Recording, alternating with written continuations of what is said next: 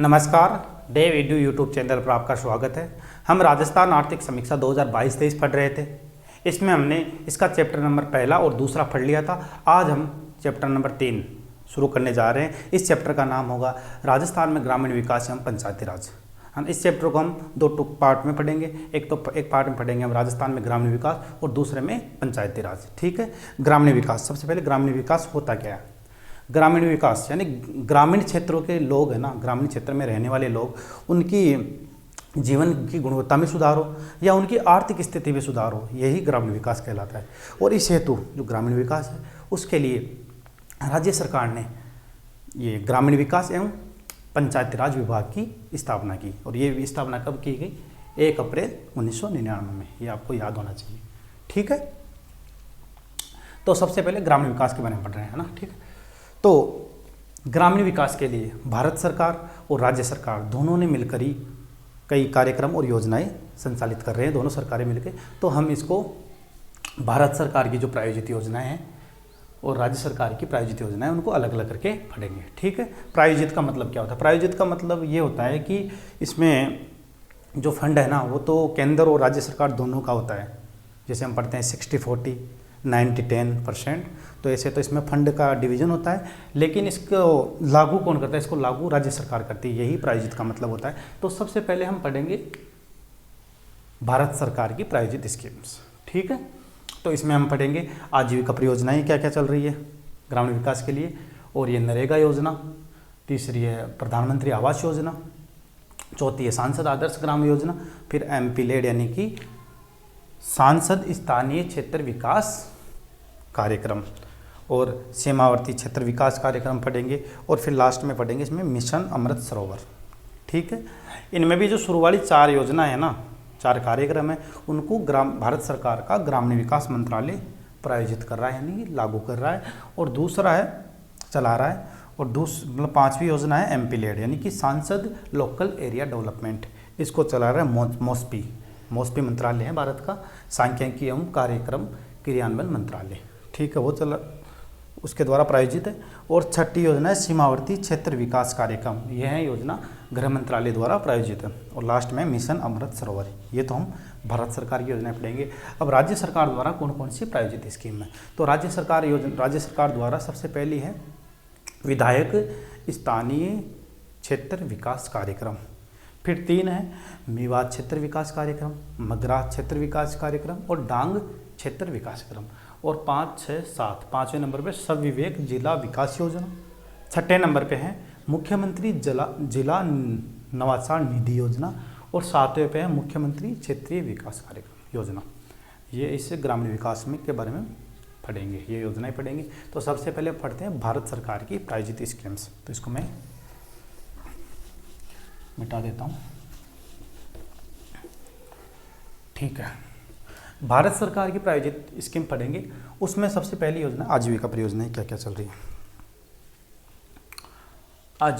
आजीविका परियोजनाएं क्या क्या चल रही है। तो आजीविका परियोजना से पहले हम एक टर्म पढ़ेंगे राजीविका। ठीक है। राजीविका के बारे में थोड़ा बहुत देखेंगे। इसकी फुल फॉर्म है राजस्थान ग्रामीण आजीविका विकास परिषद। ठीक है, ये इसकी फुल फॉर्म है। इसकी स्थापना ग्रामीण विकास एवं पंचायती राज विभाग द्वारा, ग्रामीण विकास एवं पंचायती राज विभाग है ना, उसके द्वारा 2010 में की गई। ठीक है, ये पता होना चाहिए आपको कि इस आजीविका की स्थापना 2010 में की गई। और इसका उद्देश्य क्या है? इसका उद्देश्य ये है कि जो ग्रामीण क्षेत्र है ना, उसमें उद्यमिता यानी उद्यमों को बढ़ावा देना, उद्योगों को बढ़ावा देना, उद्यमों को क्या करना है? बढ़ावा देना है। जिससे क्या हो, जो ग्रामीण में निर्धन ग्रामीण है ना, उनकी आय में क्या हो सके? वृद्धि हो सके। यह राजीविका है। ठीक है। अब राजीविका है, राजीविका के अंदर कौन सी परियोजना चली? आजीविका परियोजना है। तो हम इसके बाद 2 योजनाएं पढ़ेंगे इस सर्वे में। 2 योजना इसके अंडर चल रही है। इसके अंतर्गत राजीविका के अंतर्गत भारत सरकार की प्रायोजित 2 योजना चल रही है। उसमें पहली है राष्ट्रीय ग्रामीण आजीविका मिशन, ठीक है। और दूसरी है राष्ट्रीय ग्रामीण कौन सी? राष्ट्रीय ग्रामीण आर्थिक रूपांतरण परियोजना, ठीक है। ये राजीविका के अंडर 2 पॉलिसियाँ परियोजनाएं चल रही है। तो पहली राष्ट्रीय ग्रामीण आजीविका मिशन, यह 2011 में शुरू किया गया था।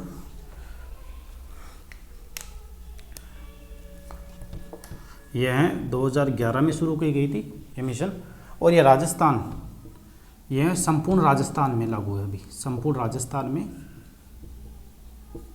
चल रहा है।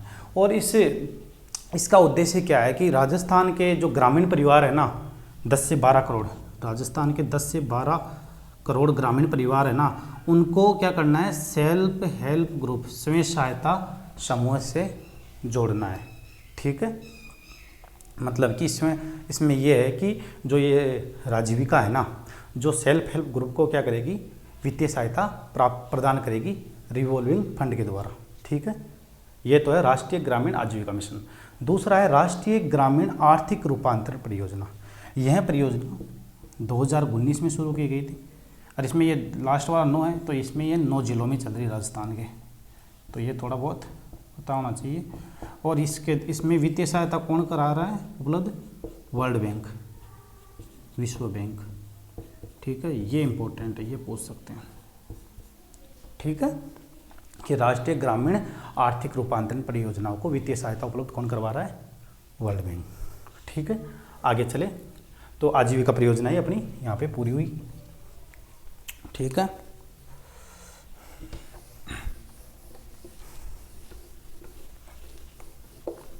ठीक है, दूसरी है नरेगा।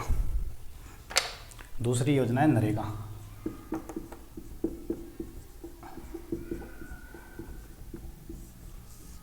नरेगा यानी महात्मा गांधी राष्ट्रीय ग्रामीण रोजगार गारंटी योजना, ठीक है। इसके बारे में लगभग सब जानते ही हैं, थोड़ा बहुत फिर भी हम बताते हैं आपको। मतलब कि नरेगा के लिए भारत सरकार के द्वारा 2005 में एक अधिनियम पारित हुआ था, एक्ट पारित हुआ था, ठीक है। और यह 2006 से 6 में लागू की गई, ठीक है। इसका पहला फैक्ट तो यह। दूसरा इसमें यह है कि इसमें जो मतलब कि एक परिवार है ना, कोई भी एक परिवार मान लो, उसके कम से कम एक सदस्य को क्या दिया जाएगा? इसमें रोजगार दिया जाएगा। कितने दिन का रोजगार दिया जाएगा? 100 दिन का, ठीक है। इसमें भी जो एक सदस्य, इसमें भी 1/3 क्या होनी चाहिए? फीमेल, यानी महिलाएं होनी चाहिए जो रोजगार दे रहे हैं। उसमें भी मतलब 100 लोगों को रोजगार दे रहे हैं, उसमें 1/3 मतलब 33% है, 33 महिलाएं होनी चाहिए, ये है। और एक परिवार के एक सदस्य को तो देना ही है कम से कम, ज़्यादा हो सकता है, ये तो कम से कम है, इससे ज़्यादा भी हो सकता है, 2 सदस्य भी हो सकते हैं। और ये रोजगार मिलेगा 100 दिन के लिए, ठीक। चले आगे चलते हैं। 100 दिन ये रोजगार हो गया। और जो नरेगा के लिए कार्य निर्धारण है ना, कार्य का निर्धारण ये कर रही है ग्राम पंचायत द्वारा किया जाता है, ठीक है। और इसमें जो मजदूरी है ना, नरेगा के लिए मजदूरी के 100% पैसे, जो पैसे मिलते हैं वो देती है केंद्र सरकार, ठीक है। और सामग्री भी लगती है, सामग्री के पैसे केंद्र और राज्यों में 75% तो देती है केंद्र सरकार और 25% देती है राज्य सरकार। ये भी ध्यान रखना है अपनों, ठीक। हमने इसमें 4 चीज़ें पढ़ ली है। आगे चले, आगे से ऑडिट भी करना होता है, जो कार्य चल रहा है उसका ऑडिट, अंकेक्षण ऑडिट, ऑडिट करती है इसमें ग्राम सभा, एक तो कार्य का ऑडिट करती है एक तो ग्राम सभा, ठीक है, ग्राम सभा के बारे में जानते होंगे आप। और दूसरा है एक जियो ऐप है, जियो नरेगा, जियो नरेगा एक जियो टैगिंग ऐप है, उसके द्वारा भी इसके कार्यों की ऑडिटिंग की जाती है, ठीक है। ये तो इसकी नॉर्मल बातें हैं, ठीक है, ये तो अपने को पता ही होनी चाहिए। इसके अलावा भी जो बजट 2022-23 है ना, उसमें घोषणा हुई थी, वो क्या घोषणा, पहले एक बार इसको देख ले कि मनरेगा के लिए 2005 में एक्ट आया था और 2006 में ये शुरू की गई थी। इसमें एक परिवार के कम से कम एक सदस्य को 100 दिन का रोजगार दिया जाएगा। इसमें भी 1/3 क्या होनी चाहिए, महिलाएं होनी चाहिए। इसके कार्य निर्धारण कौन करती है, ग्राम पंचायत द्वारा किया जाता है। और जो मजदूरी मिलती है ना, पैसे, वो उसका संपूर्ण भार केंद्र सरकार पे है और सामग्री का 25% निर्धारण है। और ऑडिटिंग, इसका अंकेक्षण, सामाजिक अंकेक्षण कौन करती है, ग्राम सभा। और एक जियो मनरेगा एक ऐप है, उसके द्वारा इसकी जियो टैगिंग की जाती है, ठीक है। इसमें थोड़ा और देखिए आगे, 2022-23 तो 21-22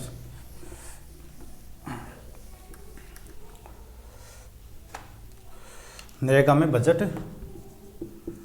अपने पिछले वाला बजट था ना 22 वाला, 22-23 वाला बजट था ना, उसमें घोषणा की गई थी कि जो लोग हैं ना, जिन्होंने 100 दिन का क्या कर दिया है, 100 दिन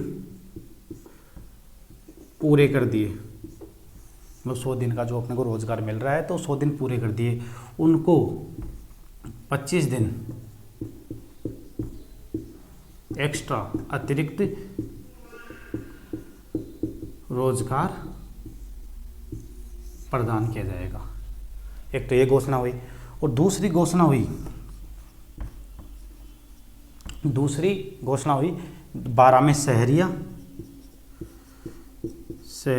और एक कोई खेरुआ जनजाति है, खेरुआ जनजाति है, कहाँ पे, 12 में, ठीक है। और एक कथोड़ी जनजाति है उदयपुर में, ठीक है। उनको 100 दिन तो नॉर्मल वाला, मतलब कि 100 दिन तो है ही, और इसमें 25 है तो इनको 100 दिन एक्स्ट्रा में रोजगार दिया जाएगा। ये घोषणा 2022-23 के बजट में भी ध्यान रखना। और इसका मतलब कि इनके जो मजदूरी है ना, वो राज्य मद द्वारा दी जाएगी, राज्य मद द्वारा दी जाएगी। और इस योजना का संपूर्ण किस नाम से जाना जाता है, जो ये मतलब कि बाकी तो मनरेगा है, लेकिन ये कार्यक्रम मुख्यमंत्री ग्रामीण रोजगार योजना, ठीक है। इस योजना से इसको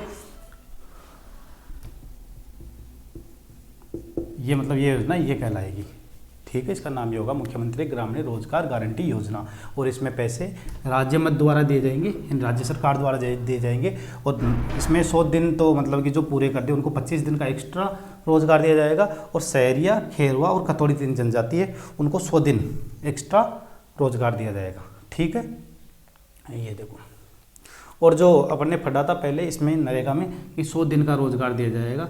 और यही रोजगार जो सूखा प्रभावित क्षेत्र है ना, सूखा प्रभावित क्षेत्र है, उनको 50 दिन मतलब 150 दिन का दिया जाएगा। ये भी थोड़ा बहुत देख लेना, ठीक है। यहाँ पे नरेगा खत्म हुआ।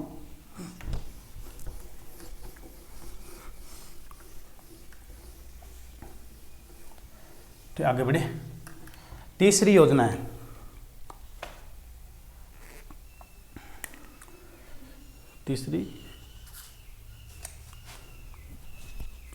तीसरी योजना है प्रधानमंत्री आवास योजना। प्रधानमंत्री आवास योजना ग्रामीण क्षेत्रालय, ठीक है। इसके बारे में देखते हैं थोड़ा बहुत। प्रधानमंत्री आवास योजना ये योजना शायद 2016 में शुरू की गई थी, कोई नहीं पूछेगा, इतना ध्यान नहीं रखना।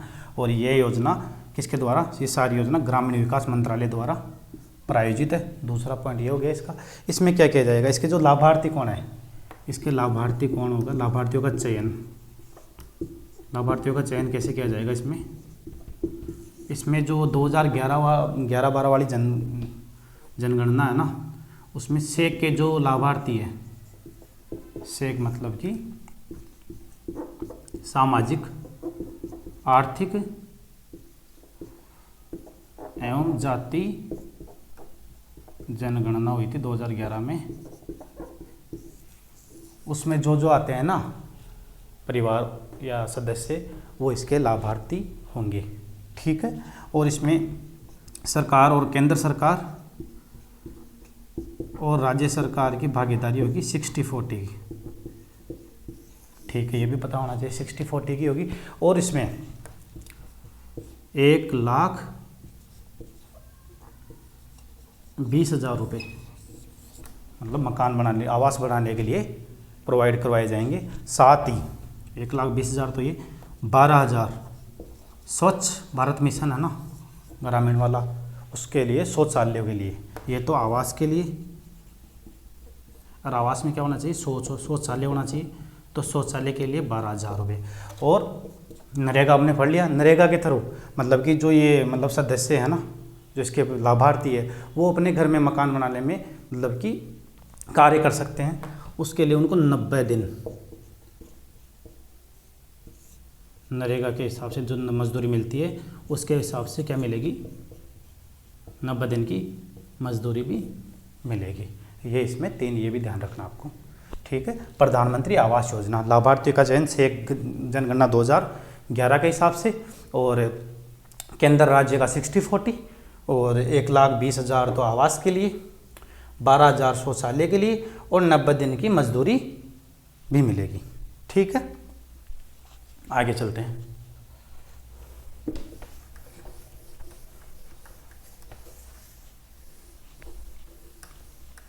नेक्स्ट है अपनी सांसद आदर्श ग्राम योजना। सांसद आदर्श ग्राम योजना।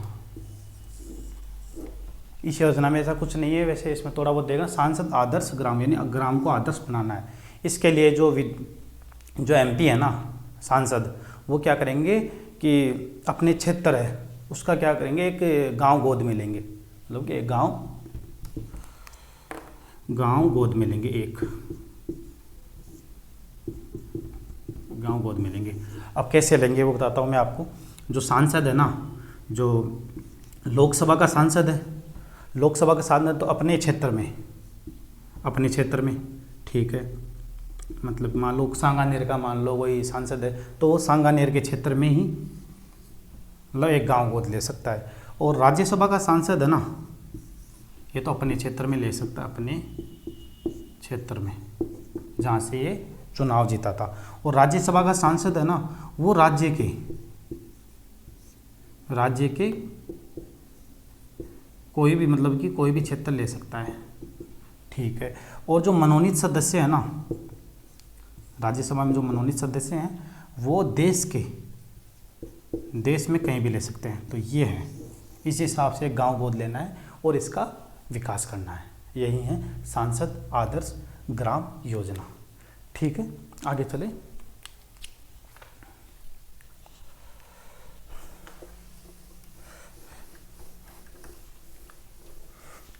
आगे चलते हैं। अब आती है सांसद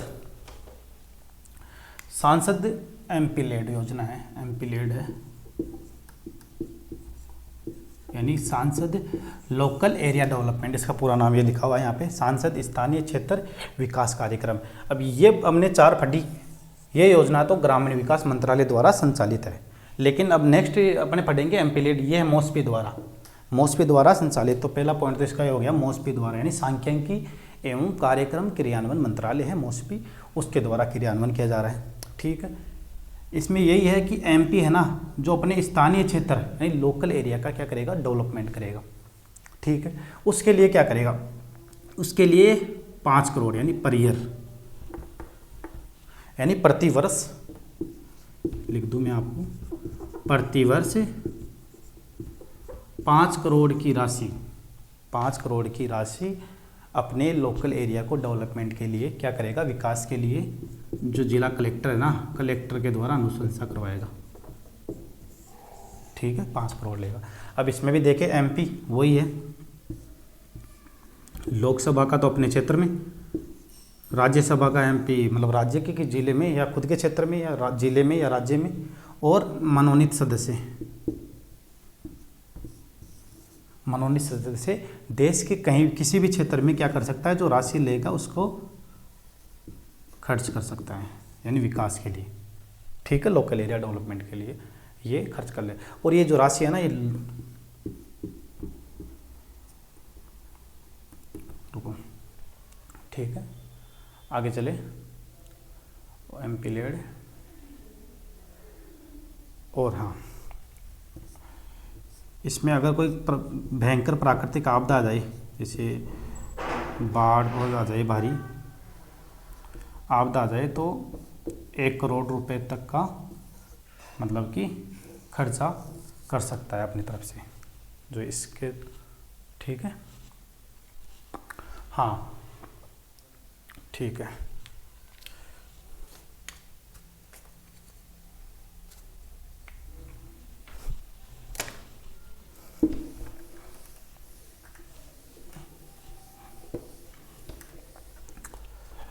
अब चलते हैं आगे।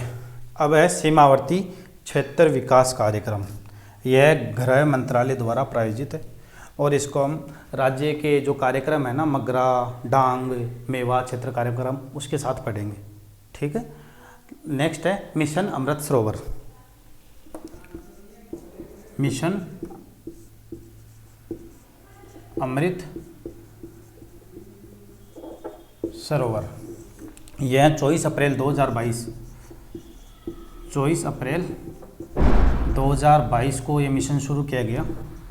और इस मिशन का उद्देश्य क्या था? इस मिशन का उद्देश्य था कि देश के प्रत्येक ज़िले में या हर ज़िले में फीचेतर क्या हो, अमृत सरोवर बनाए जाए, यानी तालाबों का निर्माण किया जाएगा या विकास किया जाएगा। ठीक है, यही है अमृत। इस प्रकार हमने भारत सरकार द्वारा प्रायोजित योजनाएं कार्यक्रम को जाना। अब हम राज्य सरकार की प्रायोजित योजनाओं को आगे पढ़ेंगे। ठीक है।